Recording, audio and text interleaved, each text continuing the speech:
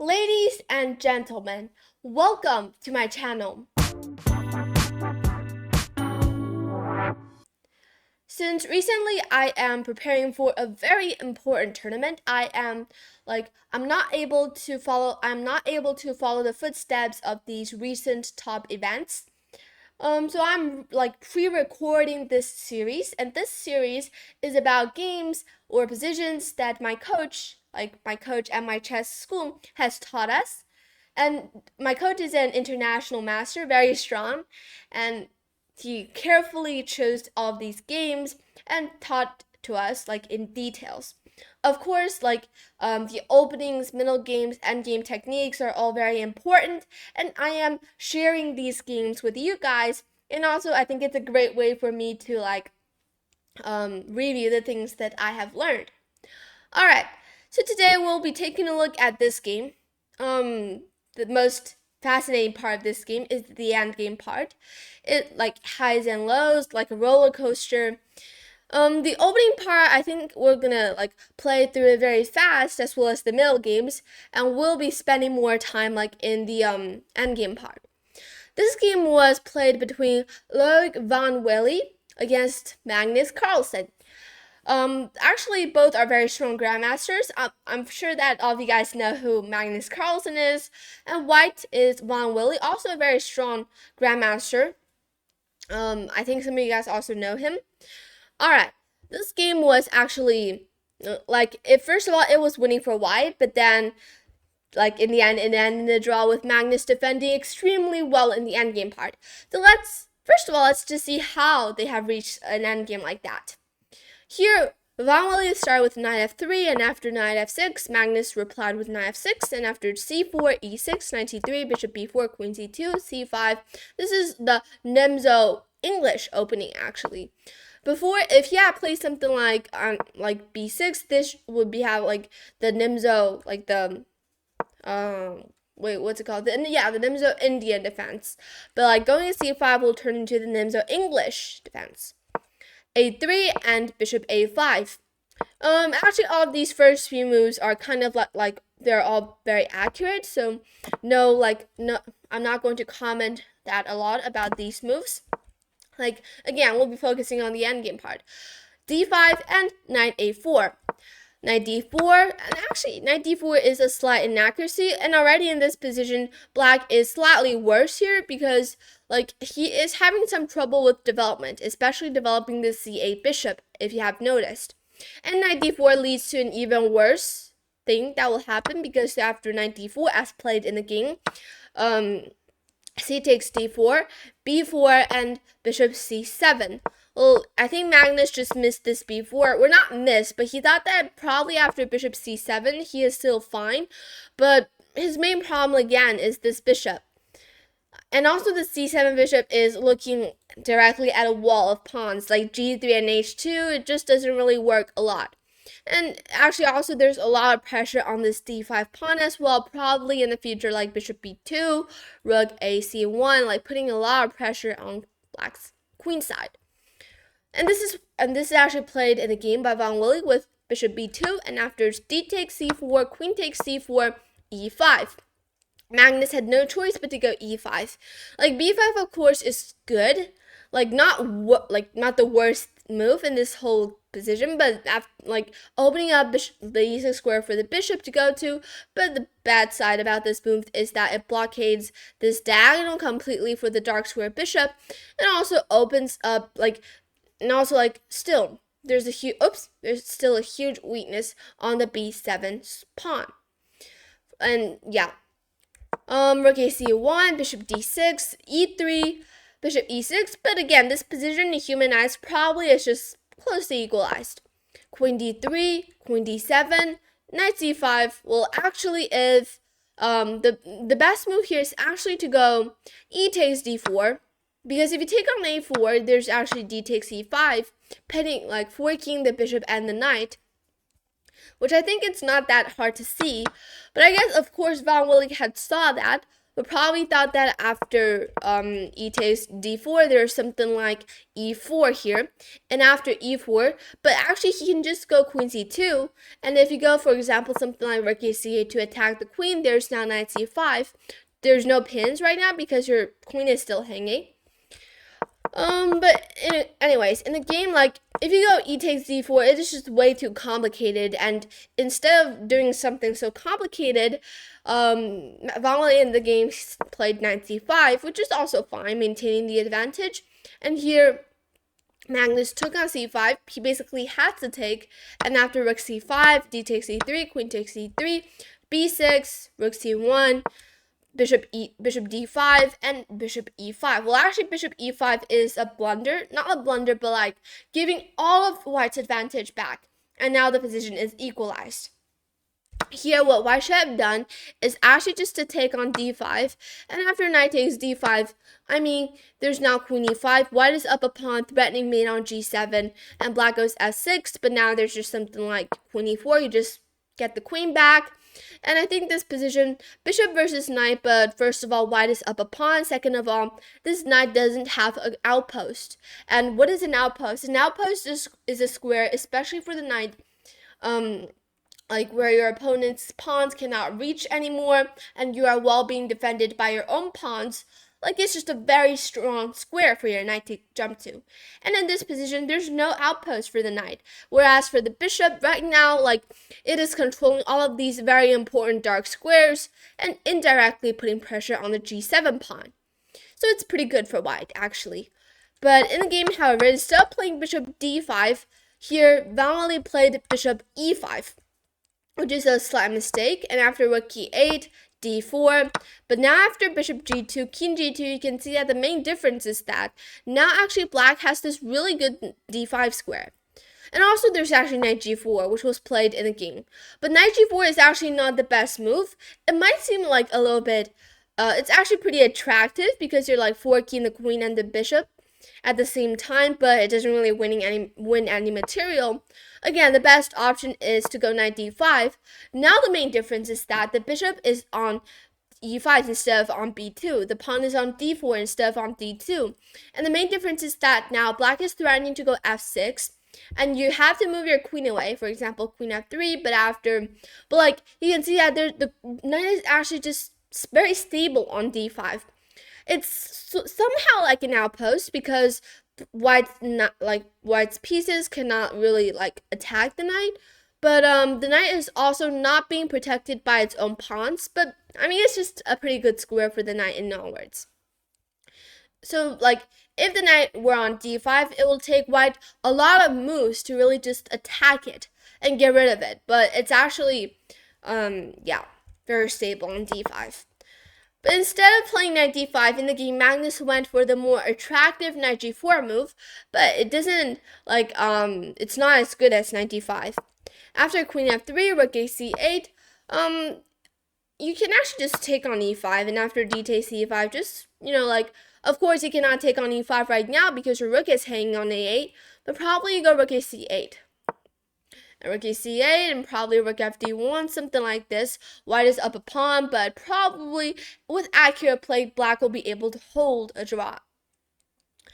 But in the game, however, rook a8 was played, and after takes, h3, knight takes, d takes e5, and after, like, we'll be going through really fast in these few moves because we're about to reach, like, there are no big problems with these moves, and we're about to reach that most crucial or important endgame, like position. And here, after rook a7, rook e2, and yes, after king f3, rook e2, we reach this position, well actually this position, after rook a6. Now, besides looking at the eval bar, you see that, like, white is of course winning, but can you really win this game in an actual game, like when you're playing as white? Against Magnus Carlsen, can you win this game? Like, just imagine you're white. You're sitting in front of the chessboard as the white pieces, and your opponent is Magnus Carlsen. But you're up a pawn right now. And, of course, you'll be really excited, and you know you're better, or you know that you cannot lose, but you want to win. And how do you win this with your opponent as Magnus Carlsen, an excellent endgame like defender? How can you play? Well, after rook a6, Magnus here first of all played g5, which is the best defending move. Still, he is losing, but now, just what is your idea to win here? If white takes on b6, I'm going to tell you that unfortunately this is a draw, because after rook a4, the king is now cut off from this file and it cannot move up the board, which gives black the chance to push the pawns on the king side and to defend the b pawn, because white's king is unable to get to the action. So you now see that, okay, my king needs to get up the board. It cannot be cut up on the 4th rank, or yeah. So, but if I want to go king e4 right now, like if I go king e4 right now, I'll just lose the like f2 pawn. So is it really worth it? Or if I go king e4, I think he cannot take because there's rook b6. You can actually just calculate all of these things to figure out what's your best move here and what's your follow-up idea after that move. Well, hope you guys found the best move here, which is actually, yes, to go king e4. And it is played in the game. After king e4, f6, of course, you cannot take on f2, of course, because there's now just rook b6.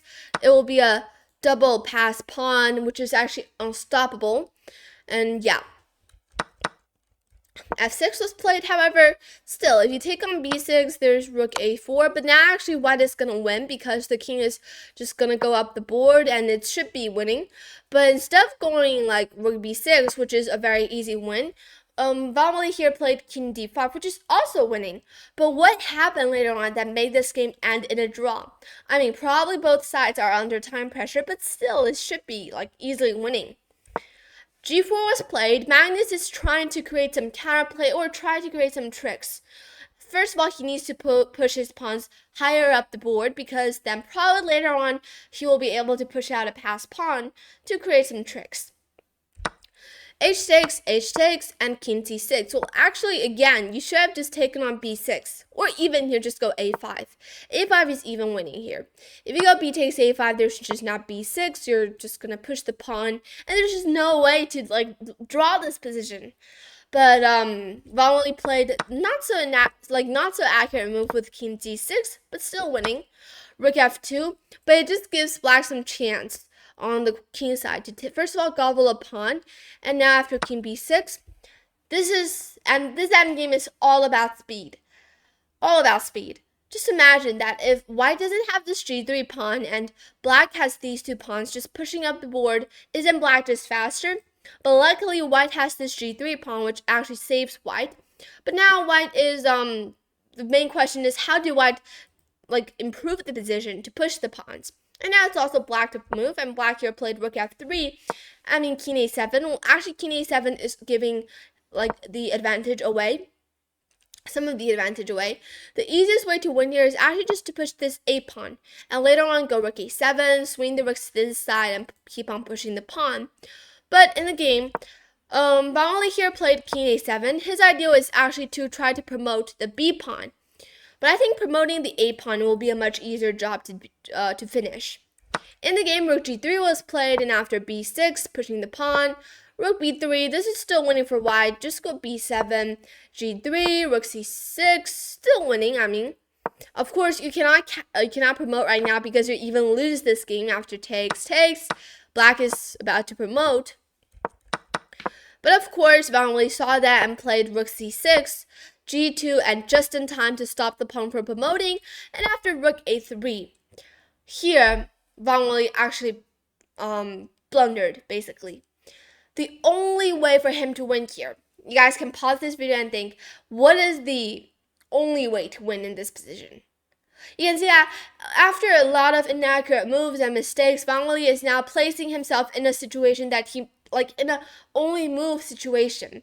And why are you like trying to place yourself in such a situation when before you have just countless ways to win? And after rook a3 here, Van Wely just blundered the whole winning position away. In the game, he played rook b1, and now this is just a draw. But what he should have played, the only move, is actually to go king b6.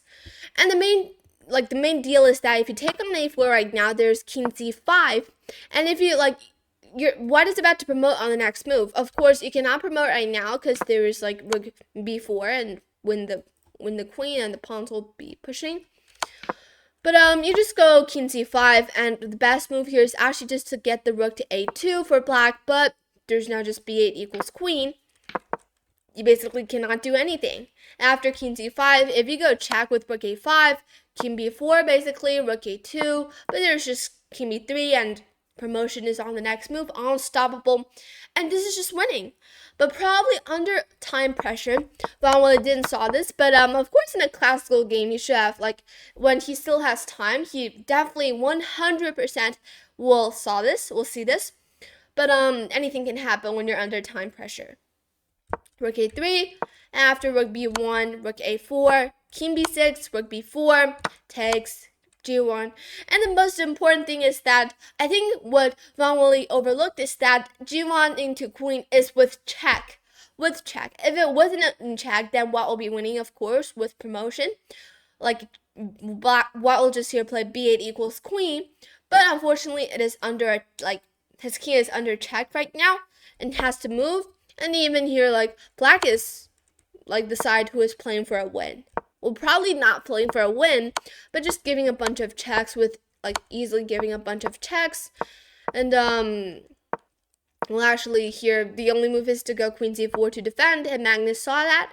After king e7, give another check, king a8 back, and both sides are just repeating positions. And here, the game ended in a draw. And it is a draw, of course, because there's just no way for white to, like, you know, get the job done. Rook b6 even loses to queen a5. So it's actually a really tricky endgame, but of course it's still ending in a draw. And a draw in this position is just the normal, like the most normal result. But before, in the earlier few moves, white is still completely winning with king b6. And after even before this position, a few moves like this, it's still like completely winning with countless variations. But probably under time pressure and also the complication of these endgames, Von Wely in the end blundered basically with here where is it? With rook b1 and giving the draw, like giving the win away and ending in a draw. Like here, ending in a draw after the repetition. And Magnus also defended really well. So, in the end, probably it's slightly a bit unfortunate for Von Wely, but the result is actually kind of fair for both sides because Von Wely blundered away the win, but still ending in a draw, not that bad. And Magnus, kind of fortunate because in a losing situation, but defending really well and ending in a draw as well. So, not that bad for both sides, actually. Alright, so I hope you guys enjoyed this game and learned something from this game, especially the endgame parts. Also, the opening is kind of interesting. And please subscribe. Thank you for watching. I'll see you in the next video. Bye!